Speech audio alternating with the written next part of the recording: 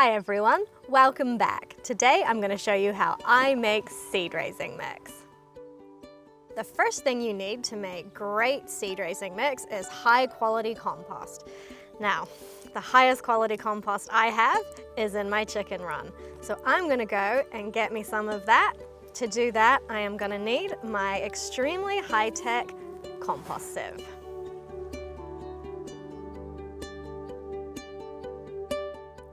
Here we have my chicken run compost. It is extremely full of biological life, so that's why I like it for my seed raising mix.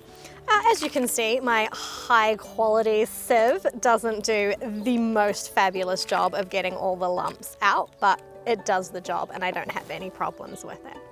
So that is the main component of a good seed raising mix.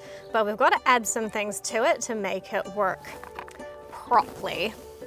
So here is another bucket where I have put some gypsum, some pallet lime, and a little bit of blood and bone meal for the nitrogen and the phosphorus and the calcium. So there's lots of calcium in this bucket, because calcium is extremely important for plant health and strength. So those are our little nutrients for our seedlings. We need to add some peat moss or something that will hold the moisture in the mix so our little seedlings don't dry out so quickly. Compost is really great, but it does not hold moisture well at all. So we need some spongy, absorbent material in our mix to hold the water.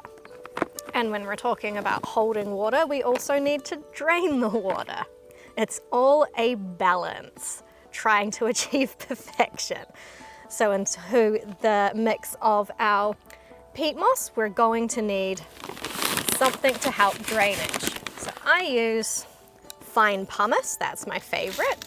It's also easily available to me and pretty cheap. You could also use zeolite, you could use sharp sand, anything to just allow your seedlings to drain and not get waterlogged. Mixing in little buckets can be pretty tricky, so I like to use a bigger space for mixing. So I use my handy dandy garden wheelbarrow. There's our nutrients and our peat moss and our pumice and our chicken yard compost.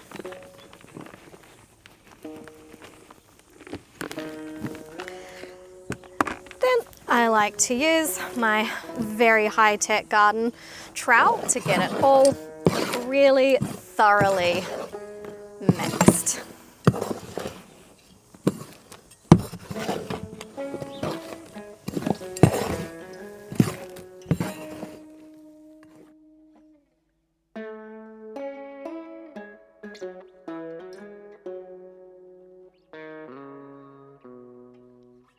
Right, so now we have it all well mixed in the wheelbarrow.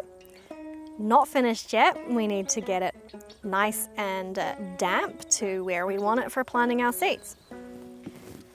So this is sort of just a case of put some water in and see how it goes.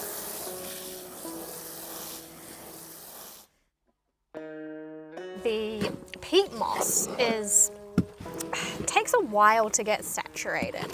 So you have to sort of just add water bit by bit, because it's quite easy to all of a sudden wet it too much, which isn't the end of the world. You can just let it sit out, or you can add more dry ingredients if you want to use it right then.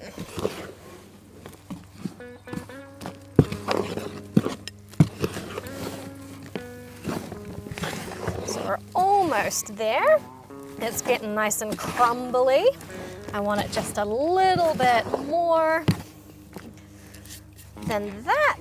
So this will be our last watering down.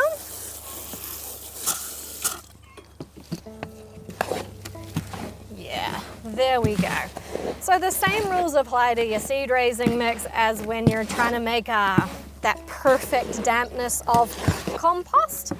You just want it slightly wet. It stays firm, but it's not dripping. And that's where it is. Nice, ready to plant into.